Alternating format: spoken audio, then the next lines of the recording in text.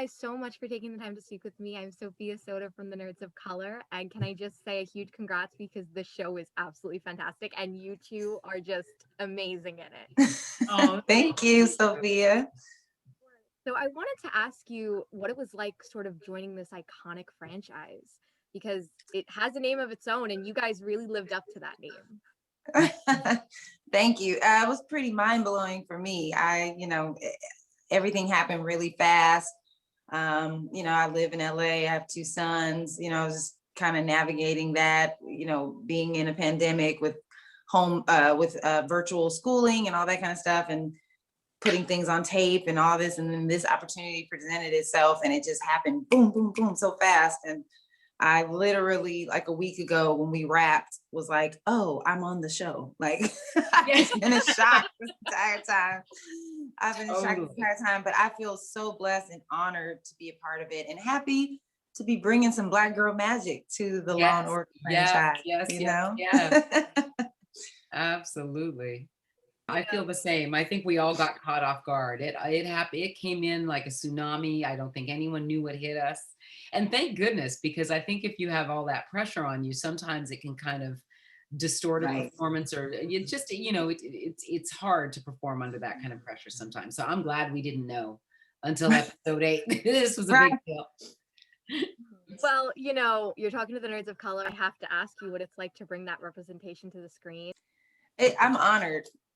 I think it's an honor to be put in a position where I can represent women, represent Black women or women of color, represent the LGBTQ community. I am an ally to that community, but it's definitely a responsibility, but also an honor. And I think when you're pursuing a career in television, a lot of us, at least, for me, there's always been like a deeper meaning I want to have to certain jobs and characters that I portray. And so this is giving me that opportunity to speak for the voiceless and to be able to say something, through my art, and while also entertaining people. So that makes me happy, brings me a lot of joy. Yeah. Well, and I have to recall one memory that seared onto my brain. It was the first time that I'd actually gotten to work with you, Danielle. And we were in some airplane hangar and we were all just sitting in our chairs. And I looked over at Shauna, who plays Pilar, which is new wife, my daughter, Christina, who plays Dana. I looked over at you and I just thought, oh, I don't think I've ever had this experience before. It was just, it gave me chills. And then at a certain moment, I think you, Danielle, said, ladies, I'm having a moment. Can we get a selfie? Because I don't think I've ever been on a set like this before. And it's Law and Order. Like, how does this all happen? And I think it was like International Women's Day. It was like Women's Day, right? It was amazing. I was just like, let the brown girls be represented. Here we are. Yes. We need more of that power, definitely. We need more of it. And that last episode had a very dramatic ending. What can you tease about what's in store for the finale? Can fans be hyped about here? Although I think they could be hyped about everything. Yeah. Y'all ain't ready. That's all I'm saying. Yeah. What can we tease that's not going to completely blow everything? Right. I was like, I don't even know what to say. Like, you guys I feel like people are going to be on the edge of their seats. Yeah. What you think is going to happen is not going to happen. What you're like, oh, I hope this is going to happen. You don't know. You don't know. Yeah, you truly aren't. I would say they truly aren't ready for what's coming. Yeah, our writers, Eileen, Jakin, and all them, I love Eileen. Yes, they're awesome in the way that they put this finale together and the way it's gonna get everybody amped up for season 2. Like, yeah, it's gonna be great. Yeah. Well, I was curious if your characters sort of taught you anything, sort of life lessons or just lessons in general that you're gonna sort of take with you outside of the show. Oh, that's a good question. You want to go first, Tamara? Sure. Okay. Well, I think Angela, I think initially sort of starts out, we're not sure if her moral compass is exactly, pointing in the right direction. But what I do dig about Angela is that she's got a kind of lay back in the cut, I'm 5 paces ahead of everybody else and I'm smarter than y'all. And she seems very sort of landed and confident in it. And I would love to be a little more like that. That's unruffleable. Yes, she's very calm and cool. Yeah.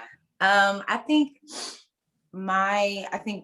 Belle, I don't think it's a coincidence when we get certain roles in certain times in our lives. And I think Belle, she has encouraged me that I'm resilient, that I can navigate anything that comes my way as long as I stick to what's true for me, as long as I stick with my truth and being honest, like deeply honest with myself, I can make it through anything. I can overcome anything and I can be successful at the end of the day. And I think that's what I really gleaned from her.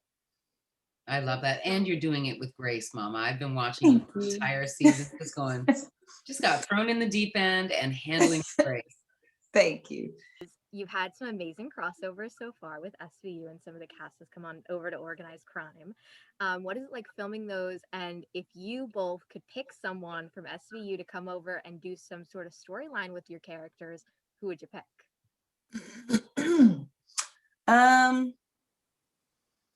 Well, it's been great, number one. Yeah. Working with Mariska and people from SVU has been awesome. They're so fun. We're all just a big family. We're like the new kids on the block. So they're coming over, like putting their arms around us. Like, oh, and they're like 22-year veterans. Yeah. It's been a really cool experience. The only one I haven't worked with yet is Ice-T. So I'll say Ice-T. Oh, I would love to work with Ice-T. Yeah, I think he should be my uncle. Yes, I think he should be your long lost uncle. We got to pitch that. Yeah, I think that should be the storyline. He's Belle's uncle. That's it, exactly. And that's how we work together. Amazing. Yeah, and I would like to work with Mariska more. That would be fun. I like her. Yeah, she's a lot of fun. She's cool. Well, I want to give you a huge congrats on being renewed for season 2. That was huge news. Season 2 was I'm excited to see that, and I'm excited to see what your characters are going to go in through that. But thank you so much for taking the time to speak with me, both of you. And I'm so excited to see the finale, and hope to speak with you again next season. Yeah, thank you, Sophia. Absolutely. Thank you so much for having us. Of course. All right. Have a great rest of your day, guys. Okay. Bye, sweetie. Bye.